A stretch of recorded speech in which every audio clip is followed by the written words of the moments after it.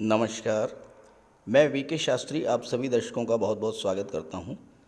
आज के इस वीडियो में हम बात करेंगे मिथुन राशि के जातकों के लिए आने वाले 4 महीनों मार्च, अप्रैल, मई और जून 2023 में कौन कौन सी हैं वो 10 महत्वपूर्ण तिथियां जो आपके जीवन में एक महत्वपूर्ण परिवर्तन लेकर आएंगी। ध्यान रहे कि हर राशि के लिए ये डेट्स डिफ़र करेंगी क्योंकि डेट का निर्धारण ग्रहों के गोचर के आधार पर किया गया है। हाँ, कुछ डेट्स कॉमन भी हो सकती हैं। अब अगर हमें ये जानकारी हो जाए कि आने वाले समय में इन तिथियों में इस तरह की घटनाएं घटित होने जा रही हैं, तो उससे हमें एक रास्ता मिलेगा, एक दिशा मिलेगी। हम उसी के अनुसार अपनी प्लानिंग कर पाएंगे। हमें ये काम पहले करना है, ये काम बाद में करना है। मान लीजिए धन प्राप्ति का योग बन रहा है, आप ज़्यादा एफर्ट करेंगे, धन की प्राप्ति हो जाएगी। नौकरी का योग बन रहा है, भरपूर प्रयास करेंगे, नौकरी मिल जाएगी। इसी तरह और भी घटनाएं जिनके योग बन रहे हैं, अगर आपने उस दिशा में सही समय पर प्रयास किया, आपको वो चीज़ मिल जाएगी। इसी उद्देश्य को लेकर ये वीडियो अपलोड कर रहा हूँ ताकि आपको आने वाले 4 महीनों में कब कब किस किस चीज़ का योग बन रहा है इसकी जानकारी पहले से रहे और आप उसका लाभ ले सकें। ये विश्लेषण आपकी चंद्र राशि के आधार पर है और वीडियो के अंत में मैं आपको ग्रहों के उपाय भी बताऊंगा। दूसरी बात, कमेंट बॉक्स में किसी अनजान व्यक्ति के द्वारा दिए गए किसी भी नंबर पर भूल करके भी कांटेक्ट मत कीजिएगा, आपके साथ फ्रॉड हो सकता है। तो ये है मिथुन राशि के जातकों की कुंडली। आपके राशि के स्वामी तो युवराज बुध है, जो कि चारों ही महीनों में अलग अलग भाव में गोचर करेंगे। शनिदेव कुंडली के 9वें भाव में अपनी मूल त्रिकोण राशि कुंभ राशि में गोचर कर रहे हैं और 9वें भाव में ही गोचर करेंगे। देवगुरु जो कि मीन राशि में गोचर कर रहे हैं, ये 21 अप्रैल को राशि परिवर्तन करेंगे और राशि परिवर्तन करके मेष राशि में आ जाएंगे और कुंडली के एकादश भाव में गोचर करेंगे। मंगल आपकी कुंडली के 12वें भाव में गोचर कर रहे हैं, लेकिन 13 मार्च को मंगल राशि परिवर्तन करके लग्न भाव में आ जाएंगे और 10 मई को एक बार मंगल फिर राशि परिवर्तन करेंगे और कुंडली के धन भाव में गोचर करेंगे। केतु का गोचर कुंडली के 5वें भाव में है। इसके अलावा सूर्य, बुध और शुक्र ये अलग अलग महीनों में अलग अलग राशियों में गोचर करेंगे। तो ये तो है ग्रह स्थितियाँ। अब आइए बात करते हैं 10 महत्वपूर्ण तिथियों के बारे में। पहली डेट जो सबसे महत्वपूर्ण है, जो धन, विवाह और संतान से संबंध रखती है, वो डेट है 27 फरवरी से 12 मार्च, 15 फरवरी से 12 मार्च, 15 फरवरी से और 12 मार्च। अब ये मैं विश्लेषण तो मार्च से शुरू कर रहा हूँ, लेकिन योग आपकी कुंडली में 15 फरवरी से बन रहा है और बहुत अच्छा और महत्वपूर्ण योग बन रहा है, इसलिए इस पर चर्चा करना ज़रूरी है। और वैसे भी आज 17 फरवरी है, तो कोई विशेष केवल 2 दिन ही बीते हैं। देखिए, शुक्र का गोचर कुंडली में 10वें भाव में मीन राशि में होगा। अब यहाँ 10वें भाव में शुक्र और गुरु एक नहीं बल्कि 2 राजयोग बनाएंगे। शुक्र उच्च की राशि में गोचर करेंगे और मालव्य राजयोग बनाएंगे। गुरु अपनी ही राशि में गोचर कर रहे हैं, हंस राजयोग बना रहे हैं और दोनों ही राजयोग अत्यंत श्रेष्ठ और शुभ फल देने वाले राजयोग होते हैं। गुरु हैं ज्ञान के कारक, बुद्धि विवेक के कारक। जब हंस राजयोग बनेगा तो कार्यक्षेत्र में किसी तरह की कोई समस्या होगी, उससे निपटने का मार्ग आपको मिल जाएगा। शुक्र मालव्य राजयोग बनाएंगे। मालव्य राजयोग जो है ये धन का योग होता है, ये संतान का योग होता है, ये राजयोग विवाह का होता है। मालव्य राजयोग जिस व्यक्ति की कुंडली में बन जाए, उस व्यक्ति को जीवन में अपार लोकप्रियता प्राप्त होती है। वो व्यक्ति सेलिब्रिटी होता है क्योंकि उसके अंदर इतना, उसका व्यक्तित्व इतना आकर्षक होता है वाणी इतनी मधुर होती है, व्यवहार इतना मिलनसार होता है, और साथ ही साथ कार्य क्षेत्र में मालव्य योग राजयोग बहुत ही अधिक उन्नति प्रदान करता है। मालव्य राजयोग जिन जिन जातकों की कुंडली में बना है वो विश्वविख्यात हुए हैं, चाहे वो राजनीति का क्षेत्र हो और चाहे कला का क्षेत्र हो, film industry, glamour industry, modelling का क्षेत्र, इन क्षेत्रों में जो जातक सेलिब्रिटी हुए हैं, राजनीति के क्षेत्र में जो सेलिब्रिटी हैं जिनके पीछे लोग भागते हैं एक झलक पाने के लिए, ऐसे सभी जातकों की कुंडली में मालव्य राजयोग बना हुआ है। या तो शुक्र उच्च के होंगे, स्वराशि में होंगे, और या फिर मालव्य राजयोग बना रहे होंगे। तो 15 फरवरी से 12 मार्च का समय आपके लिए बहुत ही अच्छा है। शादी विवाह की दृष्टि से, दाम्पत्य सुखों की दृष्टि से, धन प्राप्ति की दृष्टि से, संतान प्राप्ति की दृष्टि से। गुरु यहाँ सप्तम के स्वामी हैं। सप्तम भाव विवाह का होता है, दाम्पत्य सुखों का होता है, और गुरु राजयोग बना रहे हैं तो विवाह का प्रबल योग बनेगा। केतु, शुक्र पंचम में बैठे हैं और यहाँ पर केतु गोचर कर रहे हैं। अचानक से धन प्राप्ति होगी, अचानक से संतान प्राप्ति का योग बनेगा।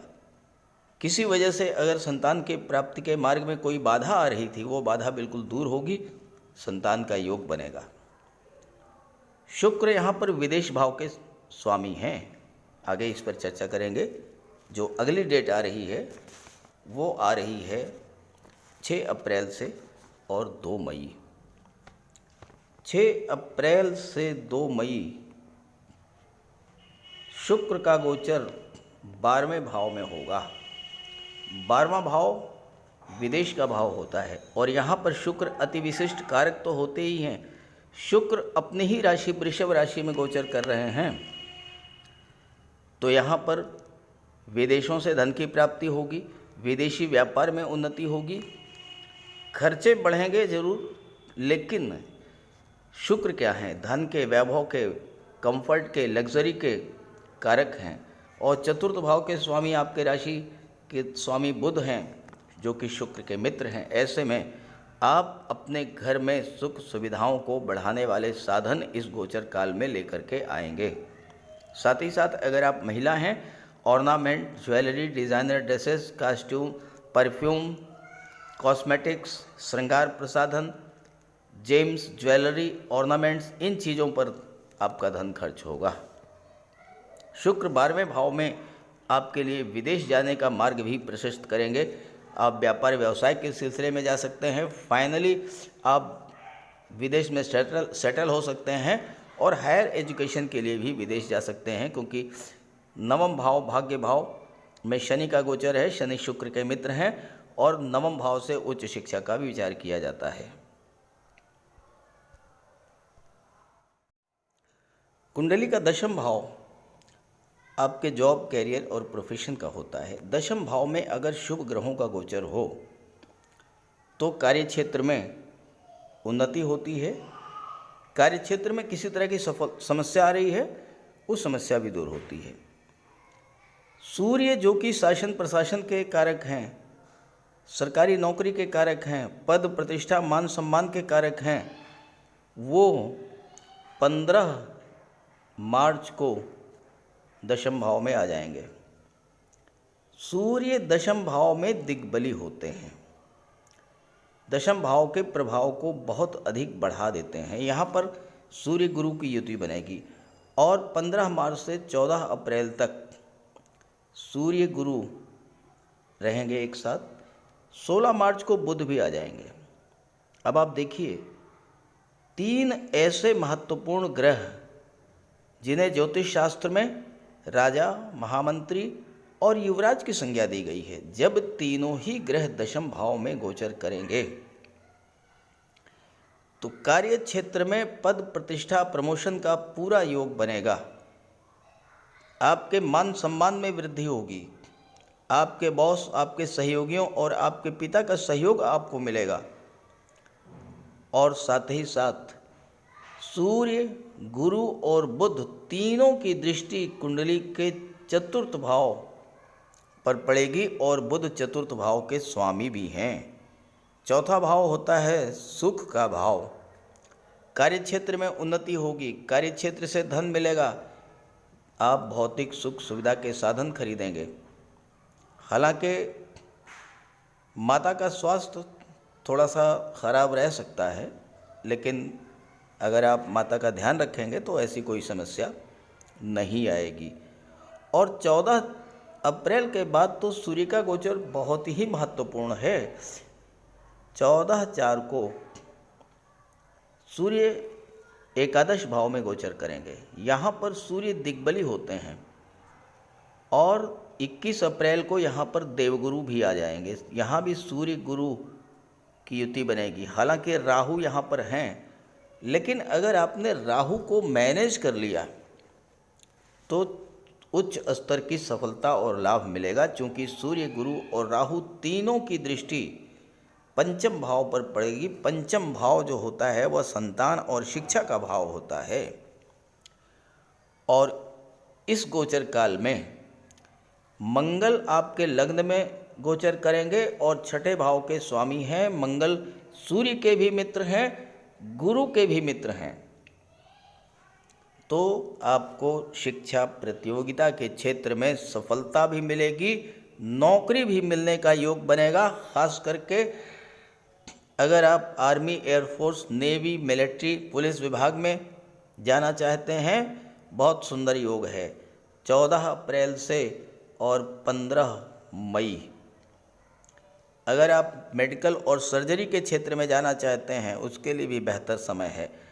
टेक्निकल फील्ड में, इंजीनियरिंग के क्षेत्र में जाना चाहते हैं, फायर रिलेटेड एरियाज़ में आप जाना चाहते हैं, या आप शासन प्रशासन के क्षेत्र में जाना चाहते हैं, सरकारी नौकरी किसी भी विभाग में उच्च पद पाना चाहते हैं, सूर्य उच्च पद के कारक होते हैं। मंगल छठे भाव के स्वामी, सूर्य के मित्र हैं, गुरु के मित्र हैं, तो ऐसे में आपको उच्च स्तर की सफलता भी मिलेगी।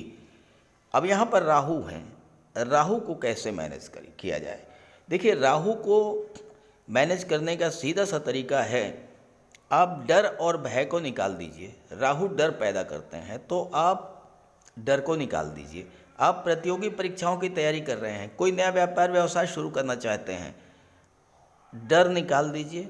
बिना हिचक, बिना किसी डर के आप आगे बढ़िए। यहाँ पर गुरु हैं, सूर्य हैं, तो ऐसा नहीं है कि आपका डिसीजन गलत होगा। गुरु आपको ज्ञान प्रदान करेंगे, सूर्य का तेज, सूर्य का बल, सूर्य का प्रकाश आपके पास होगा, तो आपका डिसीजन जो है वो सही होगा। दूसरा है, राहु चाहते हैं कि आप अपने कार्य का विस्तार करें। तीसरी बात, राहु चाहते हैं कि आप ऑनलाइन प्लेटफॉर्म पर आएँ, ऑनलाइन बिजनेस करें, या फिर आप छाया से रिलेटेड क्षेत्रों में जाएं, फिल्म इंडस्ट्री, टीवी सीरियल या मॉडलिंग के क्षेत्र में, इस तरह के जो कि, या फोटोग्राफी, वीडियोग्राफी, जो कि राहु से रिलेटेड एरियाज़ हैं, वहाँ पर जाएं। और राहु चाहते हैं कि आप एक्सपेंशन करें अपने कार्य व्यवसाय का। गुरु भी हैं, गुरु भी एक्सपेंशन चाहते हैं, राहु भी एक्सपेंशन चाहते हैं। तो आप एक बड़ा विज़न लेकर के आगे बढ़ें, सफलता मिलेगी। एक और महत्वपूर्ण योग आपकी कुंडली में बनेगा जून के महीने में, 15 जून से और 17 जुलाई तक सूर्य आपके लग्न भाव में गोचर करेंगे और शनि से त्रिकोण पर होंगे। देखिए, शनि से काउंट कीजिए, 1 2 3 4 5। शनि से सूर्य पंचम पर हैं और सूर्य से शनि नवम में है। नवम पंचम का योग, त्रिकोण का योग। मैंने पिछले वीडियोज़ में बताया है कि जब भी सूर्य और शनि एक दूसरे से त्रिकोण पर होते हैं, बहुत बड़ा राजयोग बनता है।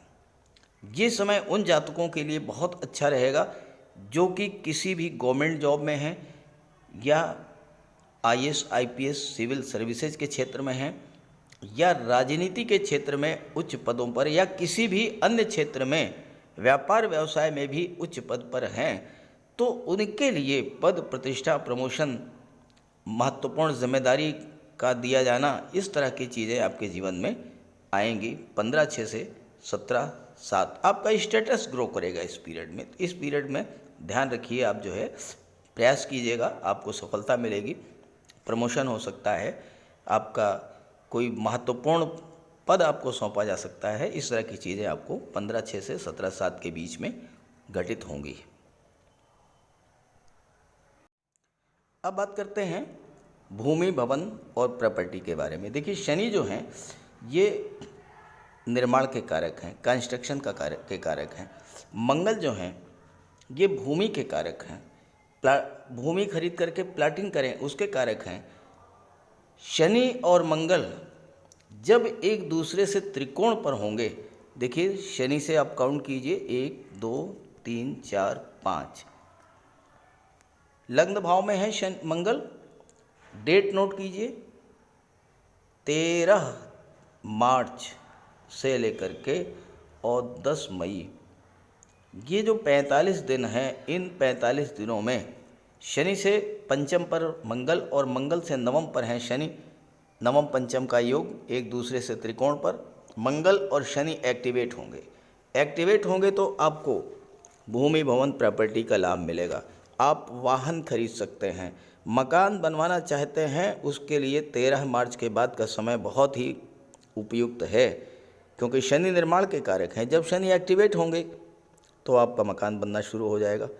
मंगल आपको ज़मीन खरीदवा सकते हैं, प्लाट खरीदवा सकते हैं। मंगल के प्रभाव से आप कृषि भूमि भी खरीद सकते हैं। आपका कोई फार्म हाउस है तो उसके लिए भी मंगल का ये गोचर बहुत अच्छा रहेगा।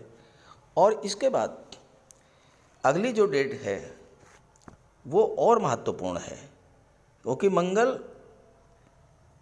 10 मई को कर्क राशि में गोचर करेंगे धन के भाव में, और यहाँ पर 10 मई से 1 जुलाई तक रहेंगे। अब देखिए, मैंने यहाँ पर डेट नहीं लिखी, डेट तो ये ऑलरेडी दिख रही है आपको। 10 मई से 1 जुलाई तक मंगल जो हैं वो कर्क राशि में रहेंगे धन के भाव में। मंगल धन के कारक होते हैं, जमीन के कारक होते हैं। अब आपको निवेश कराएंगे, किस रूप में निवेश कराएंगे? पैसे का निवेश आपका प्रॉपर्टी या भूमि के रूप में होगा। दूसरी बात, मंगल धन के भाव में बैठे हैं। अगर आप मंगल से संबंधित क्षेत्रों में कार्य कर रहे हैं, आर्मी, एयरफोर्स, नेवी, मिलिट्री वगैरह, या मेडिकल और सर्जरी के क्षेत्र में हैं, या फिर आप गेम्स, स्पोर्ट्स के क्षेत्र में हैं, तो ये मंगल आपको हर क्षेत्र से धन की भी प्राप्ति कराएंगे और धन का संचय भी कराएंगे। लेकिन यहाँ पर एक चीज़ आपको विशेष सावधानी भी बरतनी पड़ेगी, और वो ये है कि मंगल की चौथी दृष्टि जो है वो कुंडली के पंचम भाव पर पड़ेगी। पंचम भाव संतान का होता है, और मंगल क्या है? ब्लड और सर्जरी के कारक हैं। तो यहाँ पर आपको विशेष रूप से सावधान रहना पड़ेगा गर्भवती माताओं को, क्योंकि इस गोचर काल में 10 मई से और 1 जुलाई के बीच में अगर संतान की प्राप्ति होती है तो संभावना इस बात की है कि वो ऑपरेशन के थ्रू हो, इसलिए विशेष सावधानी रखें। और मंगल की सीधी दृष्टि जो है वो पड़ेगी कुंडली के अष्टम भाव पर। अष्टम भाव दुर्घटनाओं का होता है, अष्टम भाव एक्सीडेंट्स का होता है, ब्लड संबंधी रोगों का होता है, और मंगल ब्लड, सर्जरी और एक्सीडेंट्स के कारक होते हैं। तो वाहन चलाते समय विशेष सावधानी बरतें, रोड क्रॉस करते समय ध्यान से चलें, और अगर आप ब्लड संबंधी किसी बीमारी से परेशान हैं, जैसे आप हाई ब्लड प्रेशर है या पाइल्स की प्रॉब्लम है या इस तरह की और भी कोई प्रॉब्लम जो ब्लड से रिलेटेड है, तो ऐसे लोगों को विशेष सावधानी बरतनी होगी। आइए बात करते हैं अगली डेट के बारे में। मई के महीने में धन, संतान और विवाह से संबंधित एक महत्वपूर्ण योग आपकी कुंडली में बनने जा रहा है, और वो योग शुक्र के द्वारा बनाया जाएगा। 2 मई से 30 मई, 2/5 से 30/5 डेट आप नोट कर लीजिए। शुक्र का गोचर आपके लग्न भाव में होगा।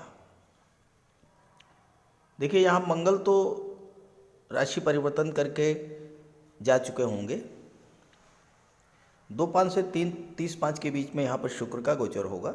केंद्र के भाव में है, अपने मित्र की राशि में है, तो शुक्र बहुत अच्छा रिजल्ट देंगे। शुक्र की दृष्टि सप्तम भाव पर पड़ेगी, विवाह और दाम्पत्य सुखों। और शुक्र पंचम के स्वामी हैं, पंचम भाव संतान का होता है, तो संतान के, विवाह के और धन प्राप्ति के प्रबल योग बनेंगे। शुक्र 12वें भाव के भी स्वामी हैं, तो विदेश यात्राओं के भी योग बनेंगे। सप्तम भाव व्यापार का होता है। 2 मई से 30 मई के बीच में विदेशी व्यापार के आप नए नए कॉन्ट्रैक्ट्स मिलेंगे आपको, विदेशी व्यापार से आपको लाभ मिलेगा, धन की प्राप्ति होगी।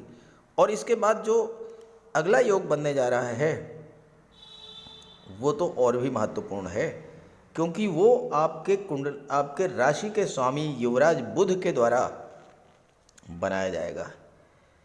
बुध का गोचर आपकी कुंडली के लग्न भाव में होगा, अपनी ही राशि में, और यहाँ बुध भद्र राजयोग बनाएंगे। बुध जब अपनी राशि मिथुन राशि या उच्च की राशि कन्या राशि में गोचर करते हैं, केंद्र के भाव में होते हैं, तो भद्र राजयोग बनता है। भद्र राजयोग के बारे में ज्योतिष शास्त्र में कहा गया है कि जिस जातक की कुंडली में ये राजयोग बन जाए वह ज्वेलरी को, हीरों को, सोना चांदी को तराजू से तौल करके रखने वाला होता है, रत्नों को तराजू से तौल कर रखने वाला होता है। इतना धन प्रदान करते हैं शुक्र बुध, जिनकी कुंडली में भद्र राजयोग बने। अब ये भले ही थोड़े समय के लिए ही बनेगा, लेकिन धन का तो योग बना और बहुत ज़बरदस्त योग बनेगा। 24 जून से लेकर के 8 जुलाई तक बुध यहाँ पर आपके लग्न में रहेंगे, सप्तम पर दृष्टि डालेंगे, विवाह का योग बनेगा। चतुर्थ के स्वामी हैं, भौतिक सुख सुविधाओं का योग बनेगा, और धन का योग तो बनना ही बनना है। एक बहुत ही महत्वपूर्ण योग आपकी कुंडली में बन रहा है, नवम पंचम का योग। ये योग सभी 12 राशियों में केवल और केवल मिथुन राशि के जातकों की कुंडली में बन रहा है। और मिथुन राशि के जातक ये बात नोट कर लें, अभी अभी आप 17 जनवरी को शनि की ढैया से बाहर निकले हैं, और अब आपके लिए शनि भाग्य भाव में गोचर कर रहे हैं, केतु पंचम में है। कुंडली के पंचम और नवम भाव त्रिकोण के भाव अत्यंत शुभ भाव। एक से संतान और शिक्षा का विचार किया जाता है, एक से भाग्य, पिता और गुरु का विचार किया जाता है। दोनों ही त्रिकोण के भाव में केतु और शनि का गोचर है, और ये गोचर मार्च, अप्रैल, मई, जून चारों ही महीने में रहेगा। जो डेट्स मैंने बताई हैं उन डेट्स पर जो तो संबंधित लाभ वो तो मिलेंगे ही। यहाँ पर केतु अचानक से आपको धर्म अध्यात्म की ओर मोड़ देंगे। केतु क्या है? केतु धर्म, अध्यात्म और मोक्ष के कारक हैं। केतु ये चाहते हैं कि आप किसी भी चीज़ के पीछे भागना बंद कर दीजिए, किसी चीज़ से चिपक करके रहना बंद कर दीजिए। केतु यहाँ शुक्र की राशि में बैठे हैं, 7 लिखा हुआ है, 7 का मतलब तुला राशि, तुला राशि के स्वामी शुक्र। केतु यहाँ शुक्र की राशि में बैठे हैं, धन के कारक के राशि में बैठे हैं। आप धन के बारे में सोचना बंद कर दीजिए। केतु आपको इतना धन प्रदान करेंगे कि आप कल्पना नहीं कर सकते। शनि भाग्य भाव में बैठे हैं, एफर्ट्स कीजिए। शनि कर्म के कारक हैं, केतु से त्रिकोण पर हैं। केतु और शनि आपकी कुंडली में 30 अक्टूबर तक एक्टिवेट रहेंगे, और मिथुन राशि के जातकों आपके लिए, मिथुन राशि के जातकों के लिए केतु और शनि, इन्हीं दोनों ग्रह का गोचर इतना शुभ है कि यही आपको सब कुछ प्रदान कर देंगे। शनि कर्म के कारक भाग्य भाव में बैठे हैं, कर्म भाव पर दृष्टि, भाग्य और कर्म, पुरुषार्थ, पराक्रम और भाग्य जब एक साथ होंगे और केतु इनके त्रिकोण पर होंगे, केतु आपको धर्म अध्यात्म की ओर मोड़ेंगे, मोक्ष की ओर ले जाएंगे। मोक्ष का मतलब मरने के बाद वाला मोक्ष नहीं, मोक्ष का मतलब आपकी इच्छाओं की तृप्ति। केतु आपकी हर इच्छा को पूरा करेंगे। कैसे? भाग्य के द्वारा, कर्म के द्वारा, आपके पुरुषार्थ के द्वारा। बहुत ही खूबसूरत और सुंदर योग बना है केतु और शनि का। पंचम और नवम का योग, पंचम भाव में, भाग्य भाव में केतु और शनि, इतना खूबसूरत और शानदार योग आपकी कुंडली में है कि ये मार्च, अप्रैल, मई और जून आपके लिए बहुत ही श्रेष्ठ होने वाला है। बस करना ये है कि आप चीज़ों के पीछे भागना बंद कर दीजिएगा। किसी चीज़ के बारे में लगातार मत सोचिए, कर्म करते रहिए। केतु ऐसी जगह बैठे हैं, दृष्टि डाल रहे हैं लाभ के भाव पर। जो आप चाहेंगे वो लाभ आपको मिल जाएगा। लेकिन अगर आपने इसका विपरीत किया, भागना शुरू कर दिया पैसे के पीछे, किसी चीज़ के पीछे, मकान के पीछे, वाहन के पीछे, पंचम लव रोमांस का भी होता है, लव पार्टनर के पीछे भागना शुरू कर दिया, राहु एक्टिवेट हो जाएंगे, नेगेटिव फल मिलना शुरू हो जाएगा। ध्यान दीजिएगा, किसी भी चीज़ के पीछे आपको नहीं भागना है। जिस चीज़ के पीछे आप नहीं भागेंगे और आप सोचेंगे कि हाँ वो चीज़ मिल जाए, आपको वो चीज़ मिल जाएगी। ये बात आप नोट कर लीजिए मेरी। फिर भी ज़्यादा से ज़्यादा लाभ मिले, इसके लिए जिस भी ग्रह की महादशा या अंतर्दशा आपके जीवन में गतिमान है, उसका उपाय जरूर कीजिएगा। तो बात करते हैं उपायों पर।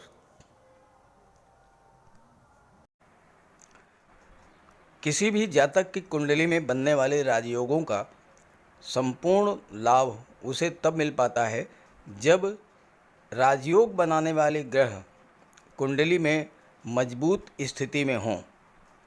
और ज्योतिष शास्त्र में ग्रहों को बल प्रदान करने के लिए उपायों की व्यवस्था की गई है। तो अगर आपकी जन्म कुंडली में राजयोग बनाने वाले ग्रह कमज़ोर स्थिति में हैं, अंश बल से कमज़ोर हैं, तो ग्रहों का उपाय ज़रूर कीजिए। इससे ग्रहों को बल प्राप्त होगा और आपको राजयोग का संपूर्ण लाभ प्राप्त हो पाएगा। सबसे पहले मंगल की बात करते हैं। इसके लिए बजरंगबली की उपासना कीजिए, हनुमान जी की आराधना कीजिए, हनुमान चालीसा का पाठ कीजिए, हनुमान जी के मंदिर में जाकर के उनके चरणों में बैठिए और उनके चरणों का सिंदूर अपने मस्तक पर धारण कीजिए। मंगलवार के दिन स्नान के बाद लाल वस्त्र धारण कीजिए, मंगलवार का व्रत रखिए। हनुमान जी को सिंदूर में चमेली का तेल चढ़ाकर, तेल मिला करके अर्पित करें। हनुमान जी को चोला चढ़ाएं और मूंगा धारण कर सकते हैं, लेकिन किसी योग्य ज्योतिषी से परामर्श लेकर। और मंगलवार के दिन लाल वस्त्र, गेहूँ, गुड़ और तांबे का दान करने से भी मंगल को बल प्राप्त होता है। जहाँ तक देवगुरु की बात है, देवगुरु बृहस्पति को प्रसन्न करने के लिए गुरुवार का व्रत रखिए। 5 गुरुवार, 11 या 43 गुरुवार का व्रत रखें। घर में केले का एक वृक्ष लगा लें और उसकी सेवा करें।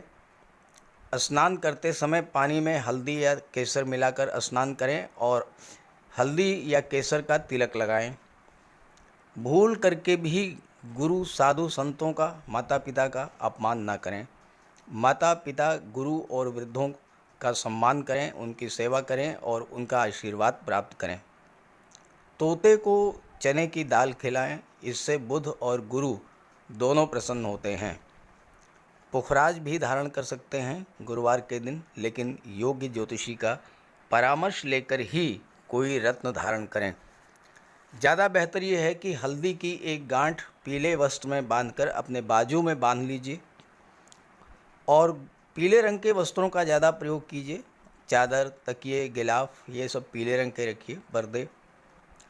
शुक्र को बल प्राप्त हो, इसके लिए माता लक्ष्मी की उपासना कीजिए। और 21 या 31 शुक्रवार को व्रत रखें। शुक्रवार के दिन सफ़ेद रंग के वस्त्र, चीनी, चावल, दूध और दही, घी से बने पदार्थों का सेवन करें। और शुक्रवार के दिन सफ़ेद वस्त्र, चावल, चीनी, घी, श्रृंगार सामग्री, कपूर, मिश्री और दही, इन सब चीज़ों का यथाशक्ति दान करें। डायमंड धारण कर सकते हैं, लेकिन हीरा धारण करने से पहले योग्य ज्योतिषी का परामर्श ले लें। महिलाओं का सम्मान करें। शुक्रवार के दिन कन्याओं को खीर और मिष्ठान का भोजन कराएं। इत्र का प्रयोग करें। घर को साफ सुथरा रखें और भगवान शिव को श्वेत पुष्प अर्पित करें। जहाँ तक बुध की बात है तो बुधवार के दिन तुलसी का पौधा लगाकर उसकी सेवा करें। गाय की सेवा करें। गाय को हरा चारा खिलाएं। हरियाली बढ़ाने वाले पौधे लगाएं और दान करें पौधों का, क्योंकि बुध को हरा रंग अत्यंत प्रिय है।